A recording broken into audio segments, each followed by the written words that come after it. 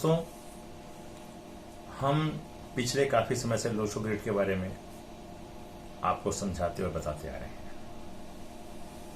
जिस तरह से वैदिक ज्योतिष के अंदर एक दशाओं का भी उल्लेख होता है, उसी तरह से हमारी लोशो ग्रिड के अंदर हम पर्सनल ईयर निकालते हैं। उसके अंदर 120 साल की दशाएं होती हैं, महादशाएं होती हैं, और लोशो ग्रिड के अंदर 9 साल की होती है। 1 साल की एक ग्रह की दशा होती है। दोस्तों, उसकी 1 साल की ग्रह दशा से हम ये जान जाते हैं कि इस व्यक्ति का ये साल किस तरह का होगा। यदि ग्रह अनुकूल होता है तो समय अच्छा होता है, प्रतिकूल होता है तो ग्रह वो साल अनुकूल नहीं होता।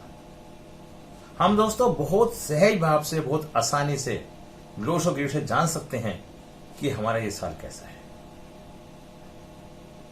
क्योंकि जब हमें इस साल के बारे में जानकारी हो जाती है तो हम कम से कम उसका अच्छा है तो अच्छे काम कर सकते हैं, 19 है तो उसकी रिमेडी कर सकते हैं, ज्ञान होने पे हम कुछ कर सकते हैं, उससे पहले नहीं। उसके साथ साथ हम आपको पर्सनल मंथ भी बताने की इच्छा रखते हैं कि आपका पर्सनल मंथ कैसे निकलेगा। क्योंकि जब आपको 1 महीने के बारे में जानकारी हो जाए कि ये मेरा आने वाला समय बड़ा प्यारा है, अच्छा है, तो हम बड़े उत्साहित होकर कार्य करते हैं और दुगनी शक्ति से काम करते हैं और हमारा समय और अच्छा हो जाता है।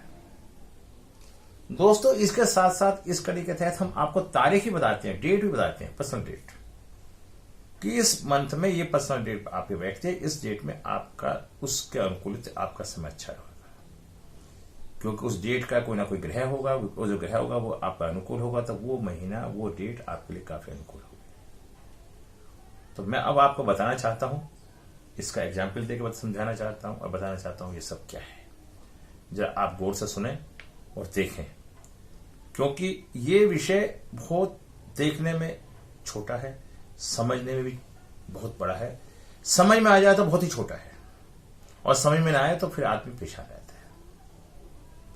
मैं आपको इतने सिंपल तरीके से समझा रहा हूं, एक डेट ऑफ बर्थ लगा के समझा रहा हूं। मात्र पहले आप उस डेट ऑफ बर्थ से ही समझने का प्रयास करें, उसके बाद सेकंड डेट ऑफ बर्थ अपनी लगाएं।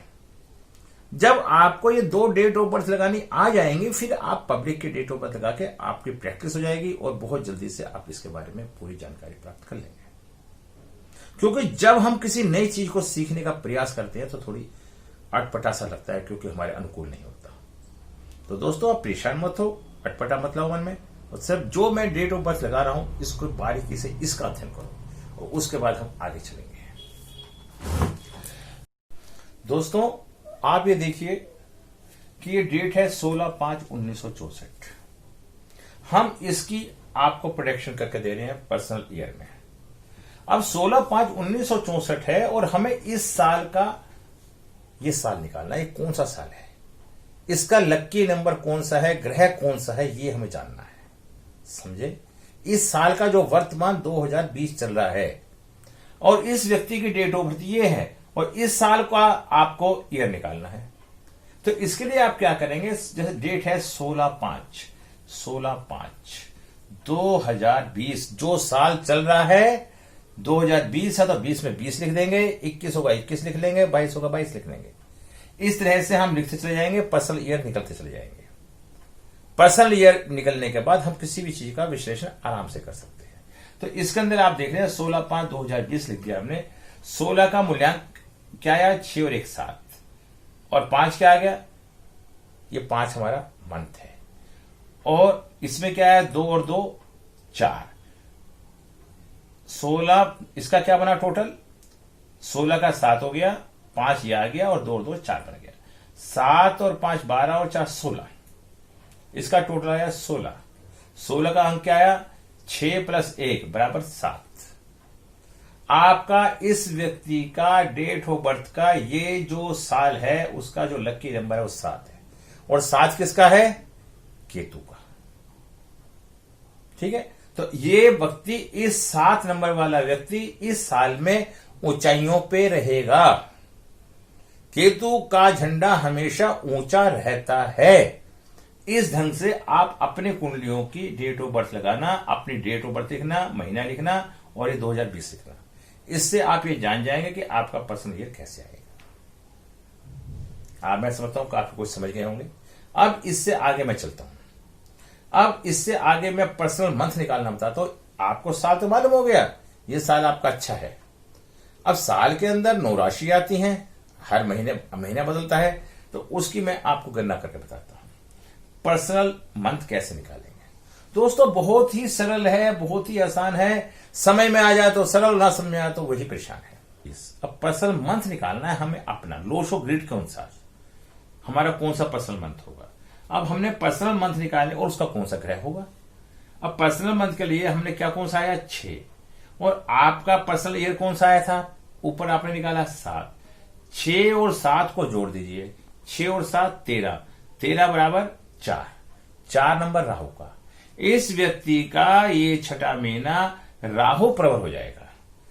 ये ऐसा व्यक्ति राहु से संबंधित और केतु से संबंधित कार्यों को करेगा, क्योंकि हमारा ईयर कौन सा आ गया केतु, और मंथ कौन सा आ गया राहु।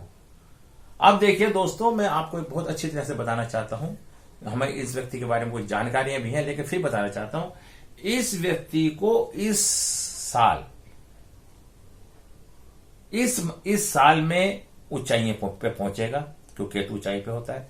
राहु का 4 नंबर आया, तो उस व्यक्ति की जून के महीने में जो इच्छाएं होंगी उनकी पूर्ति हो जाएगी।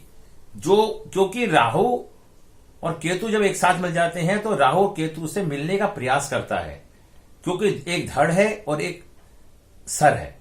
तो इस व्यक्ति की उस ईयर में और इस मंथ में वो इच्छाएं पूरी हो जाएंगी, जिन इच्छाओं के बारे में इसने बहुत पिछले काफी समय से मन में धारणा कर रखी थी। हम इस तरह से इस चीज को देख सकते हैं और मान सकते हैं दोस्तों। इससे आसान विधि, सरल विधि बहुत कम समय में समझाने में 1 मिनट लगता है, जो हम जान लेते हैं। और इसके बाद अब मैं आपको क्या समझाना चाहता हूं, पर्सनल डेट।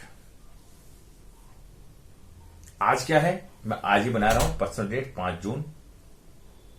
और हमारा कौन सा महीना आया था 4, 5 और 4 9, और ईयर कौन सा था 7, 5 4 9 और 7 16, 6 और 1 7। तो इस व्यक्ति की पर्सनल डेट भी 7 आ गई। 7 डेट में क्या बता रहा हूं, केतु की। केतु क्या है, ऊंचाइयों पे। तो अभी मैंने आपको चर्चा करी इस व्यक्ति के बारे में कि इसकी व्यक्ति की हर इच्छाएं पूरी होंगी इस महीने के अंदर, और इसके लिए 7 नंबर डेट लक्की डेट है। इट मीन्स इस व्यक्ति का केतु ग्रह इस महीने के अंदर बिल्कुल प्रबल रहेगा।